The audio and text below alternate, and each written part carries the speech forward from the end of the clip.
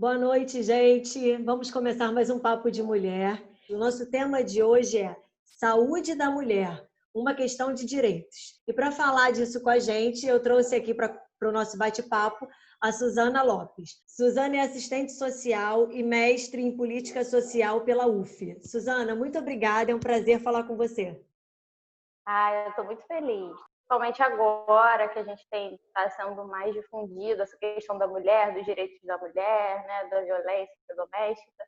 Então, acho que é um tema urgente. Então, para começar, Suzana, eu queria entender o lugar da mulher na sociedade e como esse lugar da mulher, essa posição que ela ocupa social, influencia no acesso à saúde pública de qualidade. Eu venho refletindo, né, nesse assunto ao longo de muitos anos, que eu até sou a cara de novinha, mas eu já tenho mais de 10 anos de formado. Então, eu já atendi muitas mulheres, já trabalhei com política de planejamento familiar. Então, o lugar da mulher na sociedade hoje, é muito difícil a gente falar do lugar da mulher sem falar de uma questão que a gente chama de desigualdade de gênero. E aí a gente vai ver que a mulher, não só no Brasil, mas no mundo inteiro, ela sempre tem uma posição subalterna, que a gente chama em relação aos homens. Isso em maior grau, menor grau, vai se refletir em todos os direitos que a gente pode ter acesso. Então, o que a gente vai ver hoje, só recentemente aí que a mulher pôde votar, pôde dirigir. Isso é muito recente. Isso no Brasil é possível, mas em outros países isso ainda não é possível. A Arábia Saudita agora, que vai ter a Copa do Mundo, se tiver, né, por causa da pandemia, É verdade. foi permitido às mulheres assistirem uma partida de futebol pela primeira vez. A questão de acesso à educação também, em alguns países ainda não é possível. Elas não têm acesso à educação, porque não tem necessidade dentro dessas culturas, porque ela só tem que servir ao papel de ser mulher e mãe. Então, a gente vai ver que ainda a mulher está numa posição desequilibrada, que tem um desequilíbrio ali em relação ao homem. E isso impacta também na questão do direito e no acesso à saúde também. Agora você falou dos casos do Oriente Médio, acabou de sair uma matéria que a Malala se formou, né? E isso é um grande marco, assim, pela luta que ela teve. Ela é uma pessoa que lutou muito por isso, ela é considerada um ícone dessa luta, né, por estudar no Oriente Médio, e agora a gente acabou de ver isso. Então, assim, a gente percebe isso muito claramente no noticiário, isso que você está falando, né? Uma questão muito real. E aqui no nosso país, a gente tem essa falsa ilusão, você acha, de que a gente tem todos os direitos contemplados? Sim, infelizmente. Eu acho que nos centros urbanos isso fica mais mascarado, de certa forma, porque a mulher já tem um acesso ao mercado de trabalho, né? Mas quando a gente pega em pesquisa, quando você vai pesquisar quais são as famílias mais vulneráveis do Brasil, a que está lá que é a mais pobre, pobre, pobre. Geralmente são famílias chefiadas por mulheres, né? E aí são o público-alvo de políticas como o Bolsa Família. Então, normalmente, esse é o perfil da família pobre em situação de vulnerabilidade social que a gente vê hoje. A maioria são famílias chefiadas por mulheres. Então, elas são mais vulneráveis. E essa vulnerabilidade vai se refletir no acesso à educação, à saúde, ao lazer, né? E isso é saúde. A saúde é o bem-estar social, físico, mental. Então, a gente saiu dessa concepção de saúde só uma questão de tratar uma doença. E é interessante isso que você falou, porque você falou de saúde, porque às vezes a gente tem um conceito de saúde equivocado, né? Saúde não é só eu ter um acesso ao médico, que já é difícil em muitos locais do nosso país. E até falando das grandes metrópoles, né? Porque se você dar uma analisada rápida, saúde pública de qualidade, não é simples você ter acesso, né? E aí eu digo assim, não é só ir ao médico ali na emergência, porque isso a gente ainda tem de alguma forma. Mas assim, aquela saúde preventiva, né? De você conseguir ir a um ginecologista, de você conseguir ir a um dermatologista, isso realmente é uma coisa muito escassa, né? Tem uma concepção, isso vai impactar também na questão da saúde da mulher, Isso na década de 70 e 80 que começou a ser debatido. Então, existe uma importância muito grande do um movimento de mulheres na construção do próprio Sistema Único de Saúde, de entender, que a gente chama, que é uma atenção à saúde no nível integral, entender o ser humano como um todo, né? Então, não é só a questão de tratar uma doença, mas entender que ele precisa ter uma qualidade de vida. Nenhum ser humano consegue ter uma qualidade de vida se ele não tiver acesso a recursos básicos, né? Até mesmo a alimentação. Então, não tem como ele ter uma qualidade de vida. A gente também vê hoje a questão do estresse, né? Então, as pessoas, elas estão sobrecarregadas. A gente entende que isso é uma questão de saúde. Suzana, então, a gente acabou de falar agora de todas essas dificuldades que as mulheres enfrentam aí, desse desequilíbrio, né, conforme você falou, no Brasil e no mundo. Pensando nisso, assim, com esse olhar, o que a gente tem hoje de política pública para tentar acolher essa mulher? Existe um programa de atenção em 84, antes do SUS, o movimento feminista, de mulheres, já iniciou que tivesse um programa que olhasse essas desigualdades, e que essas desigualdades, quando você olha a questão da mulher, elas produzem sofrimento, adoecimento e morte. Normalmente, a atenção à saúde da mulher é só no período que ela engravidava. Então, a mulher engravidava, ela ia para o hospital, ela tinha o filho em casa, tinha uma assistência ali à saúde, desconsiderando ela ao longo do ciclo da vida, né? Então, para isso foi construído uma política nacional de atenção integral à saúde da mulher. A gente pode deixar o link para quem legal. tiver curiosidade, quiser acessar, tá? E aí essa política vai nortear ações mais humanizadas. Então, o foco vai ser sempre na atenção básica, que é no posto de saúde. Então, existem programas dentro das secretarias de saúde que vão trabalhar questões relativas à saúde da mulher como um todo, não só nesse momento de gravidez, parto, puerpério. E aí tem esse incentivo para que os municípios trabalhem isso, tendo em vista que a gente ainda tem um índice de mortalidade materna enorme no Brasil. Então, a gente tem índices de violência obstétrica também muito altos. Essa falta de acesso, hoje tem um índice mínimo de consultas que ela pode fazer no posto de saúde. Mas o que a gente percebe é que quando ela vai ter acesso ao parto, aí ela já perambula, né, que a gente fala, vai de hospital em hospital, e aí acaba ocorrendo muitas vezes em morte, ou dela ou da criança. Então, uma atenção que ainda está sendo construída, tem um projeto também, um programa do governo federal, que é o Rede Cegonha, para tentar dar essa continuidade, tendo em vista tentar reduzir esse índice de mortalidade materna. Isso aqui no Sudeste, talvez tenha mais eficácia, mas nos municípios do interior, Norte, Nordeste, o índice ainda de mortalidade é alto. Então, também a política prevê essa questão de acesso à anticoncepção, que não seja só laqueadura, não tem distribuição de outros métodos anticoncepcionais. Então, é entender que a mulher, não necessariamente, ela tem o direito de engravidar se ela quiser. Então, é o direito dela ter o próprio corpo. Então, ela tem que ter acesso a métodos contraceptivos. Isso também é trabalhado pelos programas, né, nas prefeituras. Isso tem um incentivo à distribuição de DIU. Na verdade, a gente fazia era uma palestra com essas mulheres, e aí explicando, tinha uma enfermeira, explicando todos os métodos contraceptivos. Então, não é só um incentivo à concepção, mas também à anticoncepção, se ela não quiser engravidar naquele momento, né? Ela poder se prevenir até também de doenças sexualmente transmissíveis. O que é uma questão, claro que de saúde pública urgente, né? Porque quando você já quer resolver, como você falou, não é só a questão da laqueadura. Quando você já chega no ponto da laqueadura, essa mulher às vezes não tem condições de ficar com essa criança, de cuidar, então é preciso fazer todo um trabalho preventivo mesmo, de acesso a contraceptivos. Né? Essa é a política de planejamento familiar. Né? Isso, que planejamento familiar. Não é só para mulheres, mas tinham homens também. Então, são palestras. No final dessa palestra, essa mulher decidiu que ela que ela quer fazer, para essa família, não só a mulher, né? Então tem incentivos dessa.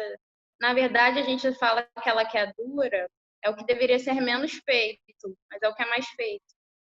Na verdade, tem uma política, não pode fazer nenhum procedimento de esterilização sem que tenha 2 filhos vivos, tem que assinar um termo. Então, tem essas palestras porque é um risco, né? Vai colocar a mulher em risco. É uma cirurgia. Enquanto a esterilização masculina é um procedimento ambulatorial, teoricamente, não tem tanto risco. Mas, infelizmente, os homens, muitas vezes, nem participam, né? E aí só as mulheres que têm essa questão de decisão, que é uma coisa que é essa desigualdade aí também. Então, é sempre o papel da mulher, né? Ou a concepção, a anticoncepção, né? Então, até quantos filhos nós queremos ter, né? Se queremos ter. Então, é uma questão que ainda fica na responsabilidade apenas das mulheres. Não, é Mas é muito uma legal questão. esse ponto que você tocou, que é um ponto de um planejamento familiar e que inclui a família. Não, isso não é responsabilidade da mulher, isso é uma responsabilidade do casal, do homem, da mulher. E esse planejamento familiar inclui os filhos, né? Porque se eu já estou vendo que eu tenho 2, 3 filhos e não estou tendo condições, então vamos pensar esse planejamento aí e pensar a saúde dessa família, né? Como um todo, né? Sim, isso vai ter impacto total na qualidade de vida dessa família. Né? Mas às vezes a gente é muito injusto com as mulheres. A mulher teve 3, 4 filhos, né? A culpa é da mulher, não é, né? Então, eu acho que é uma responsabilidade não só da mulher. A gente não é muito.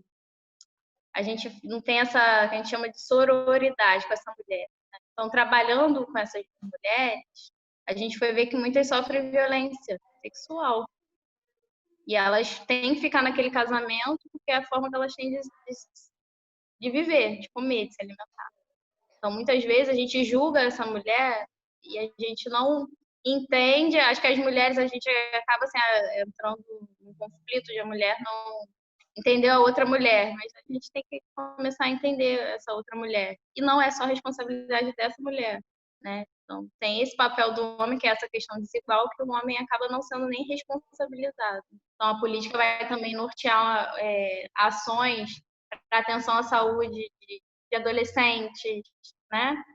De mulheres adolescentes, crianças. Hoje é garantido pelo Sistema Único de Saúde, né, o acesso à mamografia de mulheres de 50 a 69 anos. Então tem acesso a ter fazer esse exame. Então é garantido que mulheres nessa faixa etária tenham acesso a esse exame. Em relação ao câncer do colo do útero também tem a realização de exames, né, de saúde, é garantido o exame de 25 a 64 anos, que é o exame Papa Nicolau, né, que as mulheres Uhum. fazem. E aí também tem a garantia da vacina do HPV, que é de combate, né, o câncer do colo do útero de meninas de 9 a 14 anos. Então aí a política vai tentando entrar nessas ações, acessar essas mulheres fora dessa fase da gravidez, né? E aí você vai vendo e percebendo isso, que na nossa sociedade, e aí aqui não é fato, né? As mulheres cuidam dos filhos, da casa, elas saem para trabalhar, porque muitas das vezes o salário do marido sozinho não vai conseguir suprir as necessidades daquela família. Então, essa mulher é obrigada a sair para trabalhar também. Então, ela começa a ter um acúmulo de função, né? Vai acumulando tudo. E como isso reflete na saúde mental e física dessa mulher? Isso é uma coisa que também é previsto nas políticas. Na verdade, o que se vê hoje é um alto índice de mulheres de uso e abuso de álcool, substâncias psicoativas, né? Então, as mulheres estão sobrecarregadas. Muitas vezes é uma sobrecarga tão grande que nem um homem conseguiria, nenhuma outra mulher, né? Então, essa responsabilidade de ser economicamente ativa e também ter essa sobrecarga mental de cuidado dos filhos. Quem tem filho sabe, eu tenho uma filha de 1 ano. Então, é você ver médico, você vê quem vai ficar, você vai trabalhar. Isso não passa pela cabeça do homem, né?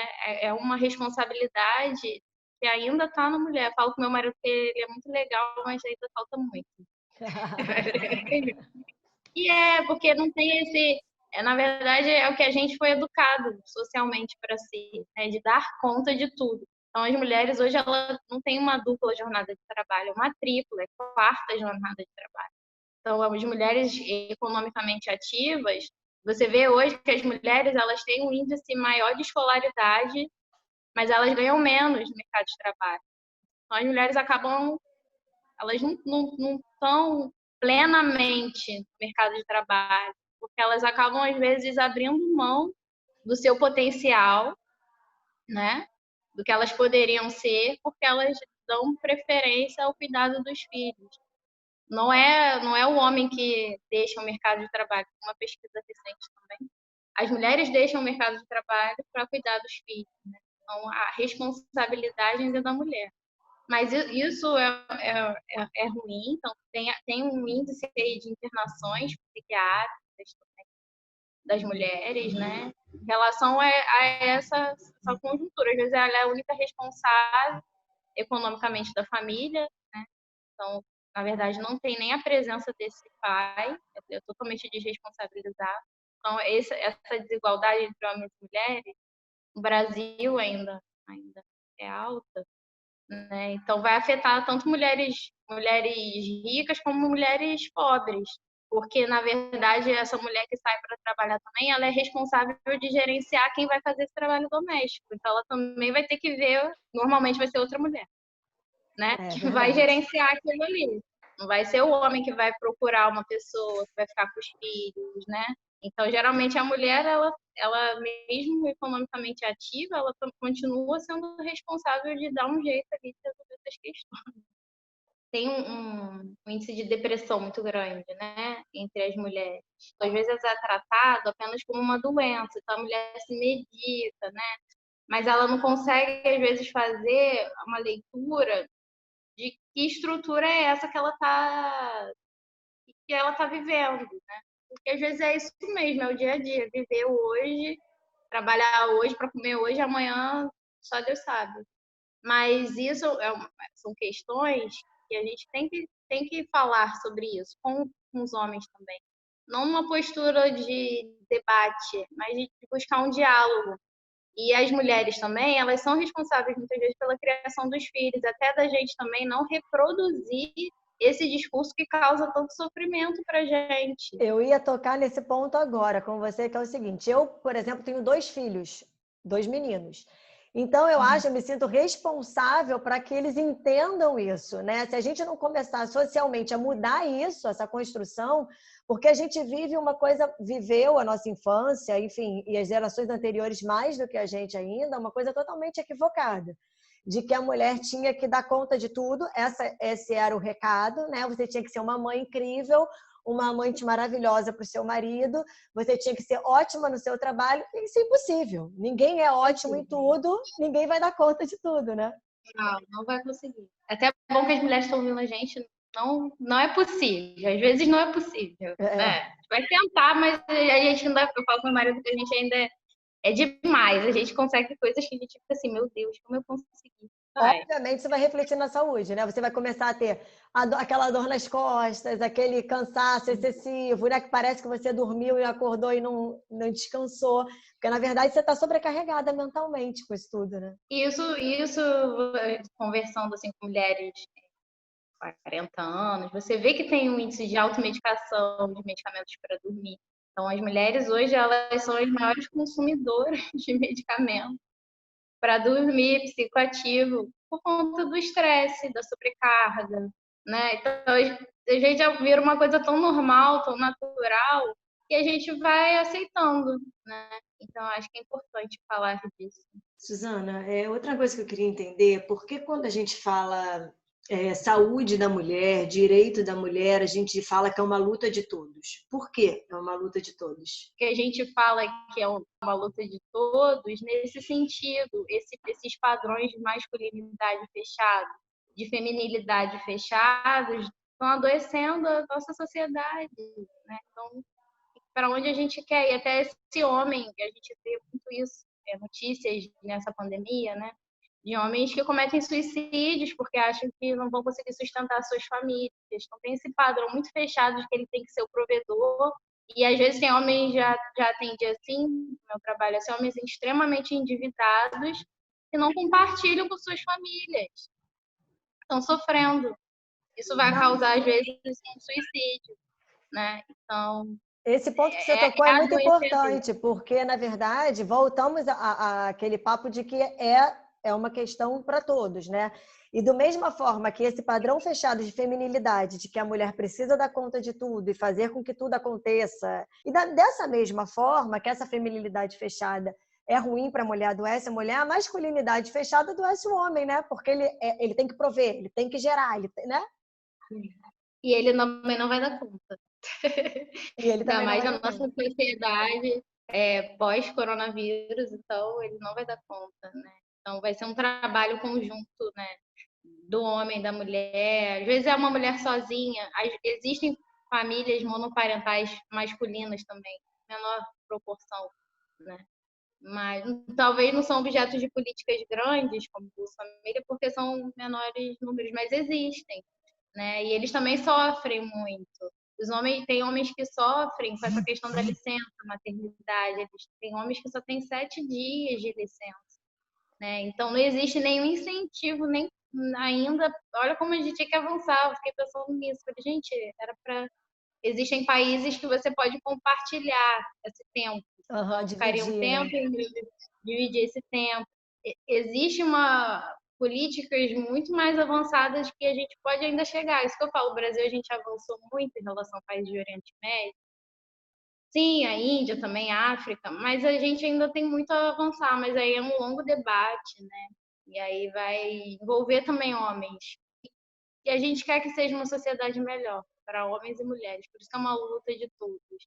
Não só de mulheres economicamente ativas, mas das que também não são, porque normalmente são essas mulheres que trabalham nas nossas casas, né? Que também tem que ter direito a uma vida, uma qualidade de vida melhor.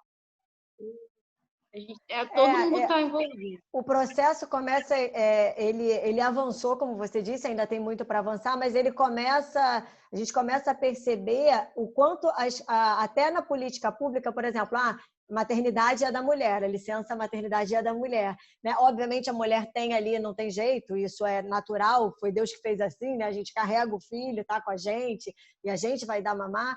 Mas como é legal, assim, eu trabalho num lugar que os homens já têm 20 dias de licença maternidade. E é impressionante, assim, quando o pai é um pai presente, é um cara que está dedicado àquela família, como ele fica feliz, ele fala, caramba, passei 20 dias com meu filho recém-nascido.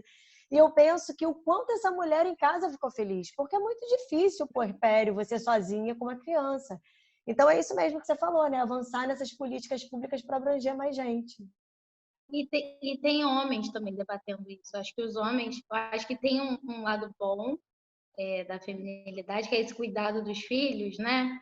Esse vínculo que eles estão experimentando, talvez, agora. E eles estão lutando para que eles tenham esse espaço, né? Assim como tem coisas boas de você ser economicamente ativa também, que a gente quer experimentar, né? Então tem um meio termo, né? Não, é importante para todo mundo. E eu acho que isso tudo que a gente está tocando tem uma coisa crucial, que é o que você quer, né? Você quer trabalhar fora?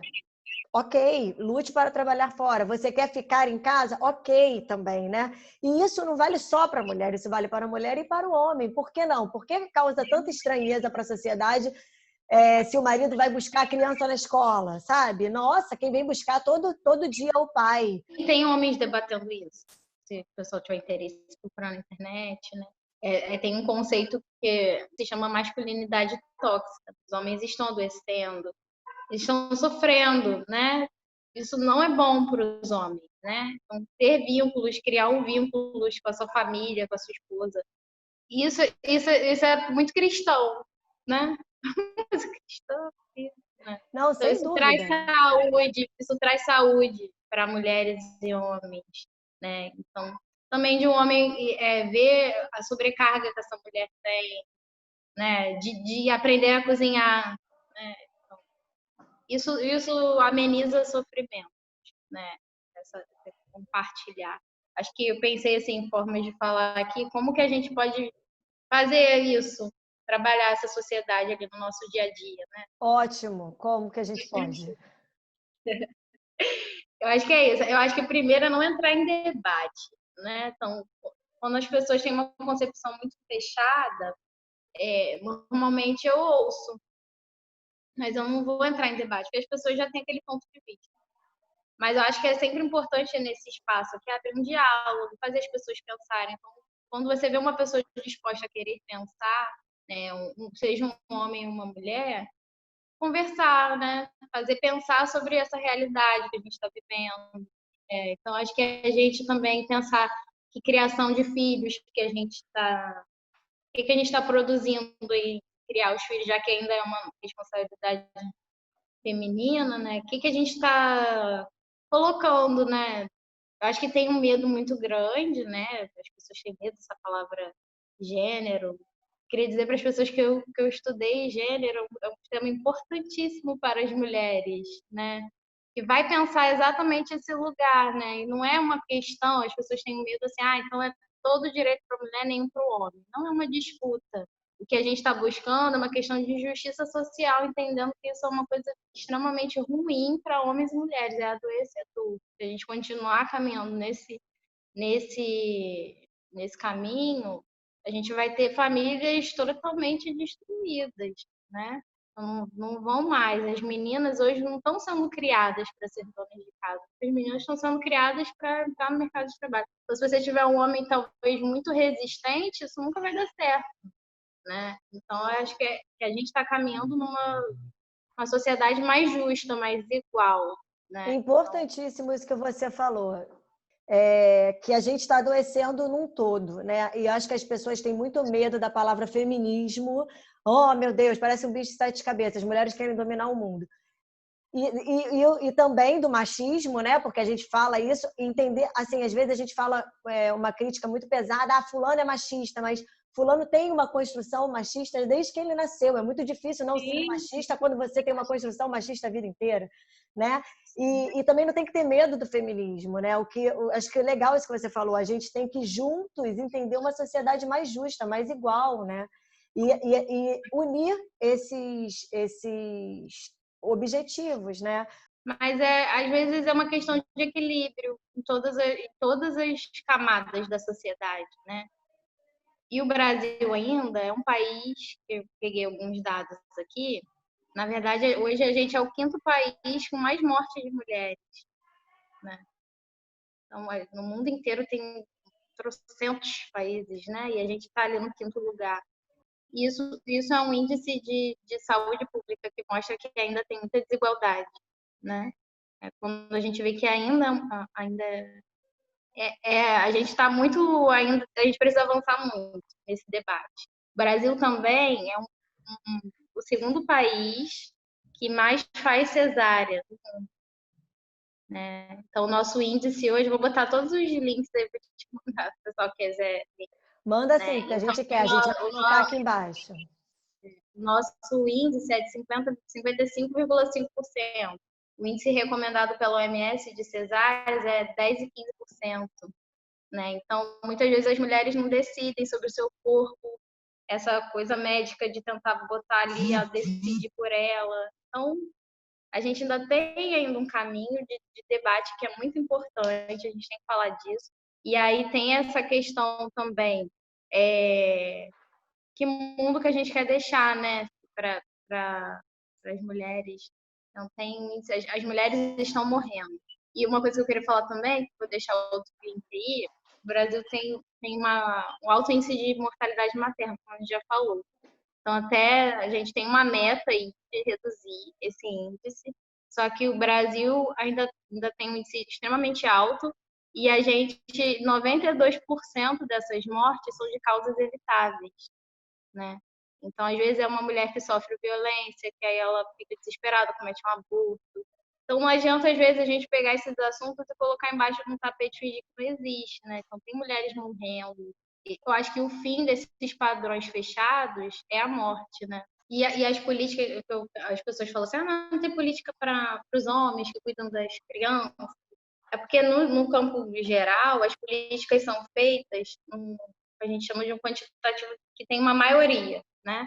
Então, não são feitas para questões que são quantitativamente menores. Então, sempre dentro desse campo, né? Construir políticas públicas que tenham maior alcance, né? Então, a gente pensa também a questão do homem, mas hoje esses dados nos revelam que a gente tem que caminhar dentro da construção dessa saúde da mulher, né? Mas também pensando o homem, né? Então, não é que a política não tenha políticas para isso, porque vai sempre se debruçar onde está o maior índice, né? De mortalidade, de maiores. A gente está falando aqui dessa coisa da saúde da mulher, mas a gente está tentando dizer aqui, na verdade, que isso é um problema que abrange várias camadas da sociedade, vários tipos de mulheres e que não se reflete necessariamente só na família. Não, tem toda uma questão aí a gente chama de desenvolvimento sustentável, né? Você colocar essa mulher economicamente ativa, possibilitar que ela tenha essa escolha, é bom para todo mundo, até para a economia, né? Então, acho que a gente vai vendo que tem muitas mulheres que tinham potenciais incríveis economicamente, cientistas, há alguns séculos atrás, que elas tiveram que parar tudo para casar, né? Então, tinha essa questão. Então, quanto a gente Porque deixa não de podia avançar... também atrelar as duas coisas, ou casava ou era o que você queria ser, né? E aí, quanto que a gente deixa de avançar? Até na ciência, em todas as áreas, né? Quanto que a gente poderia estar melhor. Então, já é um consenso de que isso é um desenvolvimento sustentável. É preciso incentivar essa mulher a ter escolha, decidir o que ela quer, né? Isso é importante para o mundo como um todo, em todas as áreas, né? Então, o que se busca hoje é que melhorar esses índices todos, né? Primeiramente, para as mulheres não continuarem morrendo de causas evitáveis. A gente precisa lembrar que nós temos aqui o direito de falar, o direito de estudar, o direito de discutir. E isso foi alcançado por mulheres lá atrás. Então, elas avançaram nesse sentido e a gente quer avançar em outros sentidos, né, para a coisa toda acontecer. O que lá atrás era muito ruim, hoje já está melhor, mas a gente tem muito a melhorar, não é isso? É isso aí. Eu acho importante construir, né? Estou construindo, acho que eu aqui, Itaboraí, tem lá na Curicica, né? É isso, Curicica. Aí a gente vai falando, conversando, dialogando, pensando, né? Não tem um caminho fácil, não tem a resposta, né? Mas eu acho que a gente vai construindo um com o outro, um ao outro a gente vai se ajudando, vamos pensando numa sociedade melhor, né? Mais cristã também, mais humana. É isso mesmo. Gente, muito obrigada por você que acompanhou aqui a gente. Quinta-feira que vem tem mais e não perca o nosso próximo Papo de Mulher.